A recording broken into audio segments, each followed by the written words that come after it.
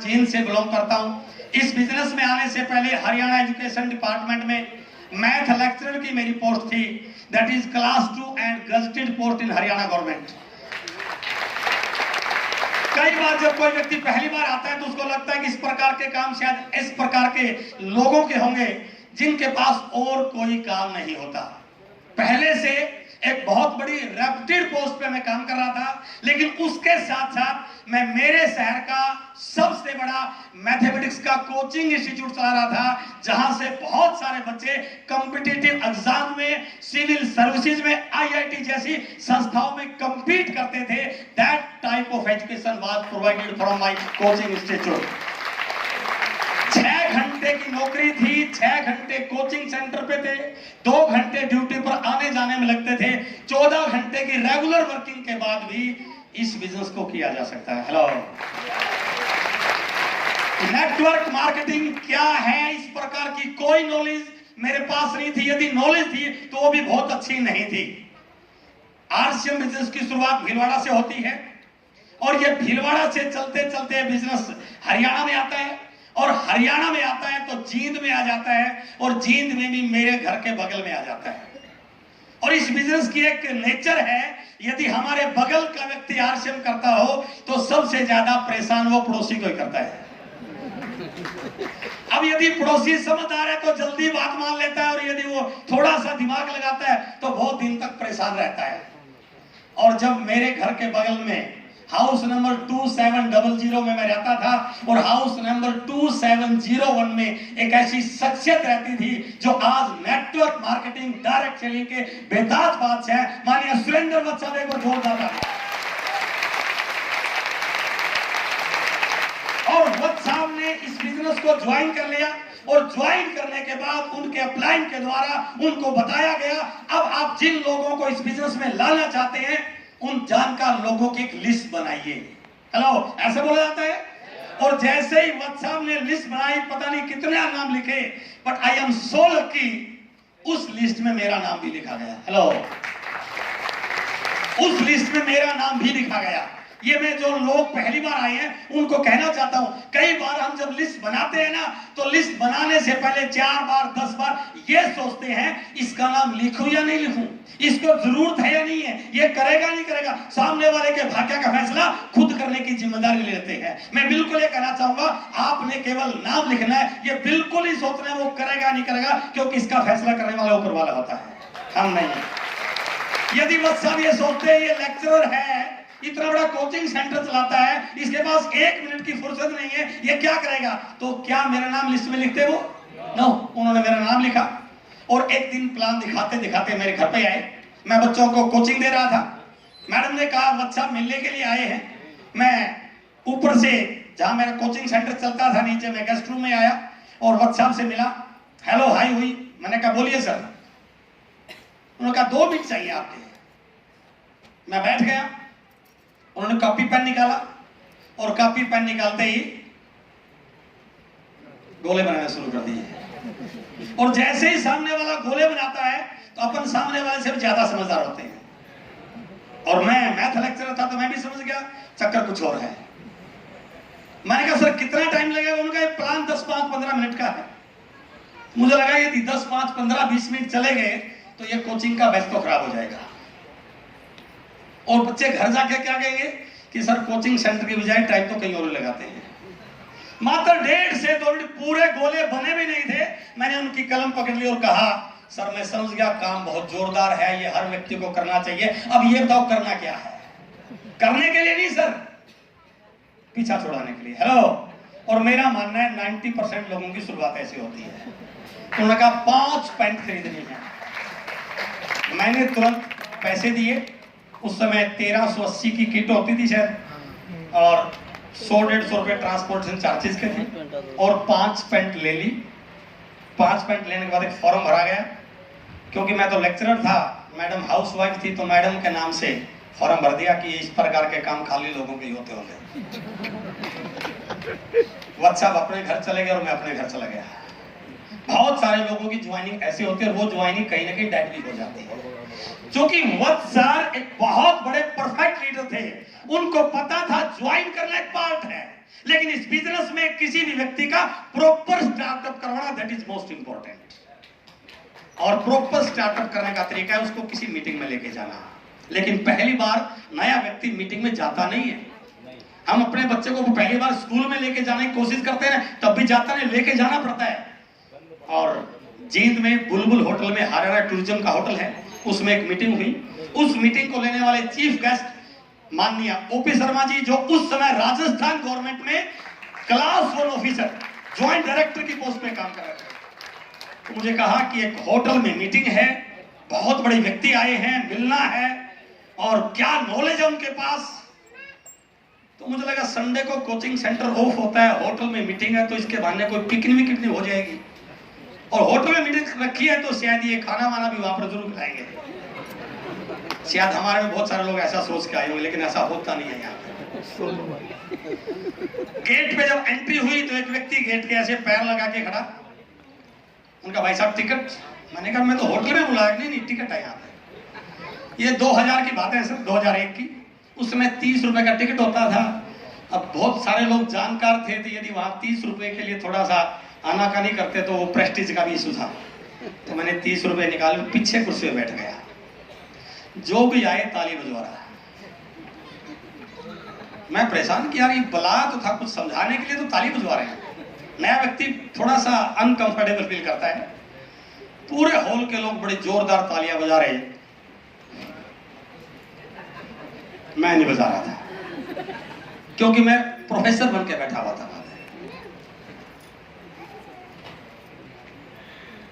Meeting चलती गई, last के 4-5 मिनट कुछ ऐसा हुआ, कुछ ऐसा बताया गया कि मुझे पता भी नहीं चला मेरी ताली कब बज गई है।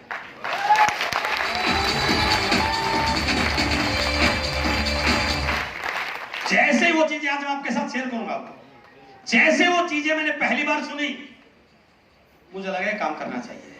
और मीटिंग में बैठे बैठे फैसला कर लिया, इस बिजनेस को करूंगा। वहीं पर सवाल आया कि करूंगा तो करेगा कब? 14 घंटे तो काम करता है रोज। वहीं पर बैठे बैठे फैसला कर लिया, आज के बाद कोचिंग सेंटर बंद और नौकरी के साथ इस बिजनेस को करेंगे। हेलो, डिसीजन बड़ा जोरदार था, करके देख लेना, पता चल जाएगा आपको। और मैं बड़ा एक्साइटेड मीटिंग से बाहर निकल के गया कि यार काम तो जोरदार है। लाखों करोड़ों रुपए, passive income, time freedom, financial freedom, lifestyle, पीढ़ी दर पीढ़ी, पता नहीं क्या क्या चीजें थी वो दिमाग में घूम रही थी। क्योंकि पहली बार आप भी जाओगे ना तो बड़े एक्साइटेड हो जाओगे। और मैं घर गया और घर जाते मैंने बेल बजाई, मैडम ने दरवाजा खोला, उन्होंने कहा कमाल हो गया, गजब हो, मेरे शब्द ही बदल रहे। वो मेरे तरफ ऐसे तिरछी तिरछी के बंदा गया तो ठीक ठाक था। उन्होंने कहा आप ठीक ठाक है? मैंने कहा ये ओके। मैंने उनको बिठाया और बताया कि क्या गजब का बिजनेस दिया वत्स साहब ने। अरे ये तो 7 पीढ़ियों की इनकम देने का जरिया है, ये वो। उसने बच्चों को बुलाया कि यार तेरे पापा ठीक ठाक भी है या नहीं। और मैंने चलते चलते बोल दिया आज के बाद कोचिंग सेंटर बंद और आरसी बिजनेस करेंगे।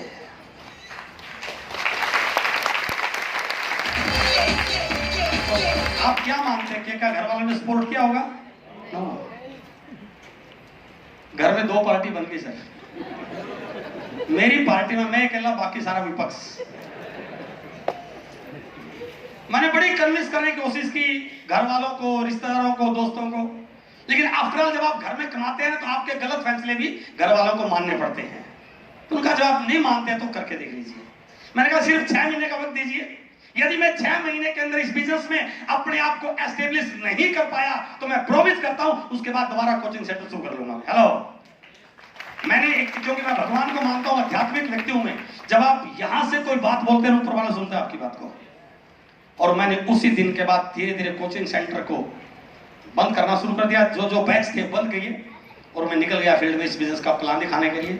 लेकिन अफसोस तब हुआ, मैं जिन लोगों को बहुत नजदीक मानता था कि ये तो जाते ही चुटकी में ज्वाइन हो जाएंगे, ना केवल उन्होंने मुझे मना किया बल्कि समझाने की कोशिश की, भाई साहब आप गलत लाइन पे चल पड़े हो। लेकिन कहते हैं कि जब आप बहुत सारे लोगों से बात करते हैं तो कुछ ना कुछ लोग आप जैसे आपकी बात के मानने वाले आपको मिल जाते हैं। कुछ लोगों ने यस भी किया, नेटवर्क बनना शुरू हुआ। मेरा पूरा फोकस था कि ड्यूटी के बाद सारा टाइम आरसी पर लगाऊं। और 6 महीने आते थे I was the role teacher of RCM business. और 6वें महीने की जो इनकम थी, उस समय मेरी कोचिंग सेंटर से इनकम लगभग 30-32 हजार रुपए की होती थी। ये 22 साल पहले की बात है सर। और 6ठे महीने की इनकम कोचिंग सेंटर की इनकम के बराबर थी। और जैसे ही वो रॉयल्टी का, उस समय डीडी बन के आते थे, अकाउंट में ट्रांसफर नहीं होता था, और जैसे ही वो डीडी घर पे आया तो मैंने दोबारा घर में आपातकालीन बैठक बुलाई। और जो सारे मेरे खिलाफ थे सबको कहा कि अब ये है, 6 महीने पूरे हो चुके हैं, अब आप बताइए आरसीएम करें या कोचिंग सेंटर करें। और आप सुन के ताज्जुब हो जाओगे कि सबने एक मत से कहा अब चाहो तो आप आरसीएम कर सकते हो। मैसेज क्या आप लोगों के लिए? मैसेज क्या है? जब भी आप कोई डिसीजन लेते हैं, हो सकता है आपके घर वाले, आपके दोस्त, दुनिया आपके खिलाफ हो, लेकिन जिस दिन आप अपने लिए के फैसले को सही साबित कर देते हैं, पूरी दुनिया आपके साथ लगने को तैयार हो सकती है।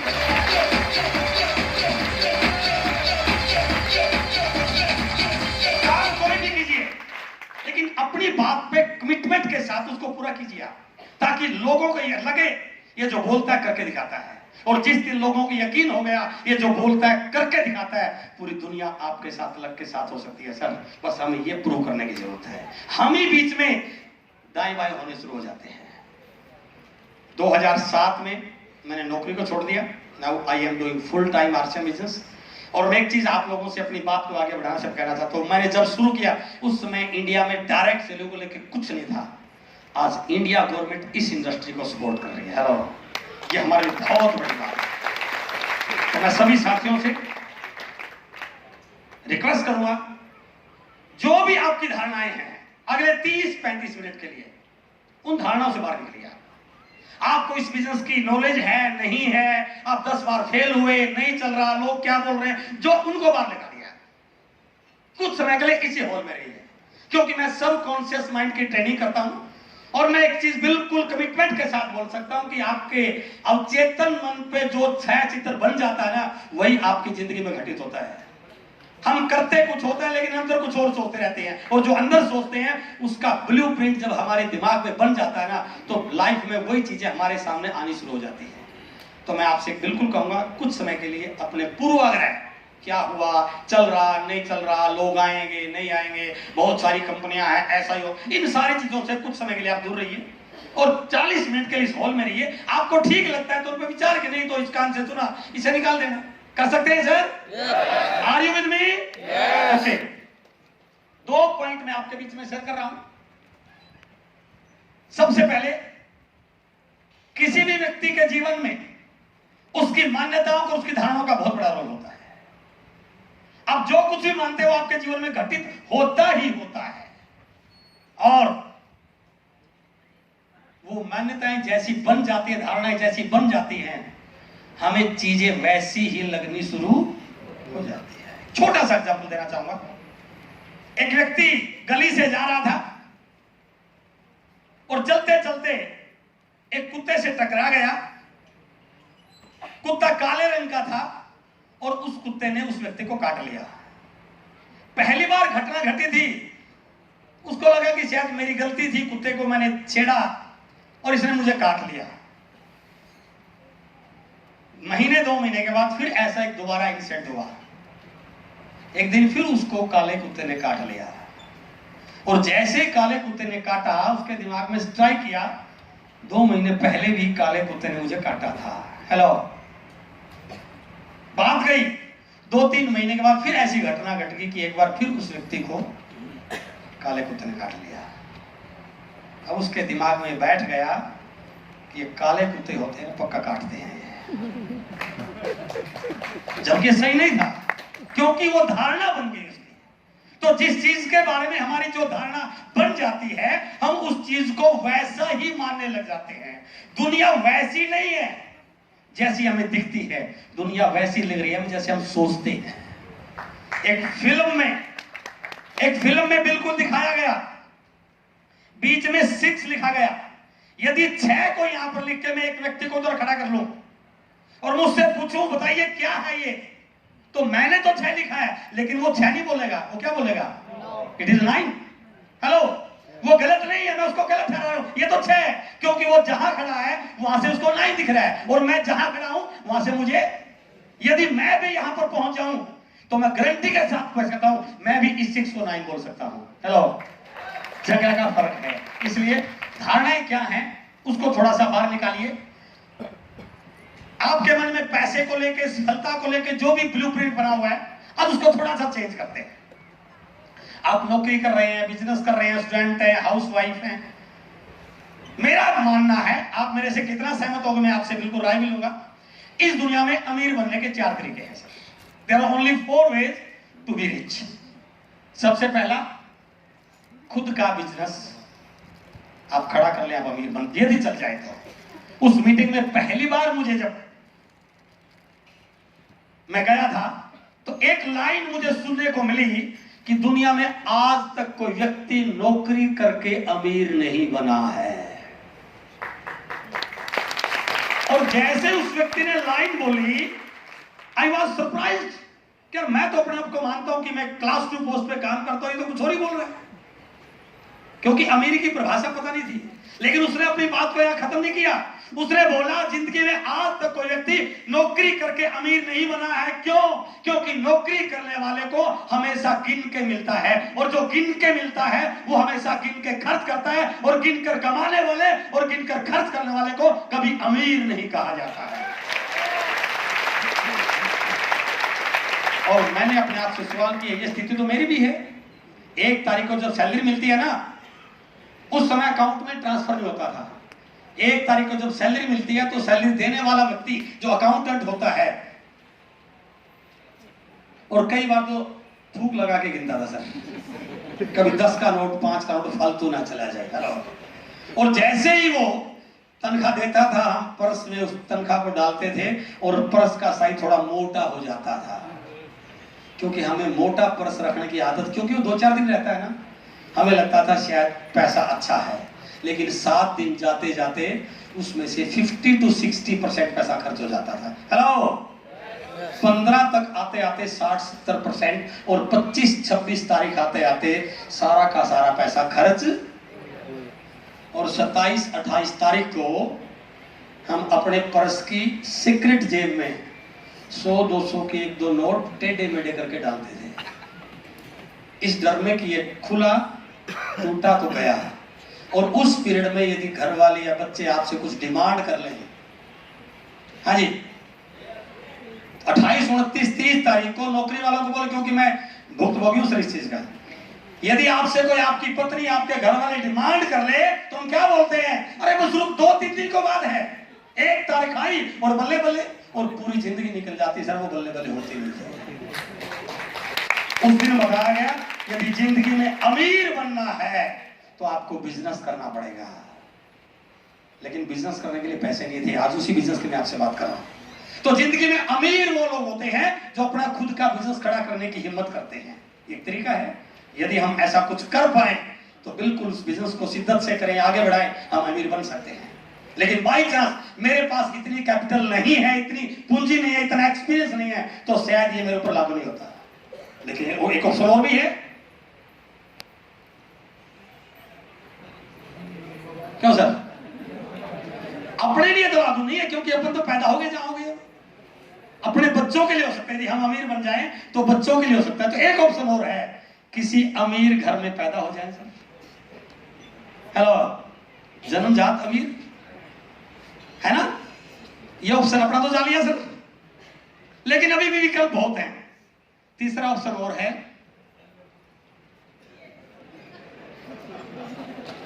जिनके अभी मैरिज नहीं हुई उनके लिए तो ऑप्शन शायद खुला होगा। ये कोई फिल्म की एक्ट्रेस, कोई बड़े अमीर बाप की बेटी, लेकिन ऐसी किस्मत होती तो फिर क्या बात थी सर। ये भी ऑप्शन शायद हमारे लिए नहीं। लेकिन मैं आपको विश्वास दिलाता हूं, इनमें से कोई भी ऑप्शन आपके ऊपर सुटेबल नहीं है, तब भी अफसोस करने की जरूरत नहीं है। एक चौथा ऑप्शन है, यदि आरसीएम सही ढंग से समझ में आ जाता है। मैंने ज्वाइन करने की बात नहीं बोली सर, ज्वाइन तो मैंने 5 पॉइंट लेके कर लिया था, ज्वाइन तो बहुत लोगों ने कर लिया। इस लाइन को समझिए, यदि आरसीएम बिजनेस सही ढंग से समझ में आ जाए तो। हेलो, लेकिन गलती ये होती है, इसको समझ में आता ही नहीं है, क्योंकि पैसा तो लगता ही नहीं है, और जब पैसा लगता ही नहीं तो समझ में आता ही नहीं। और बताने वाला कई बार अपने से छोटी उम्र का, अपने से कम क्वालिफिकेशन का, अपने से कम कमाने वाला, गांव का, बूढ़ा, महिला, तो चार तरह के मन में सवाल आते हैं, ये मेरे को क्या बताएगा, इसलिए समझ में आता नहीं है। लेकिन मैं आपको विश्वास दिला रहा हूं, जिस भी व्यक्ति ने आपको ज्वाइन कराया, यहां पर लेके आया, वो कैसा है, क्या है, कोई फर्क नहीं पड़ता। यदि आज आपके आरसी बिजनेस सही समझ में आ गया तो मैं गारंटी के साथ बोलता हूं, दुनिया की कोई ताकत आपको अमीर बनने से रोक नहीं सकती है सर।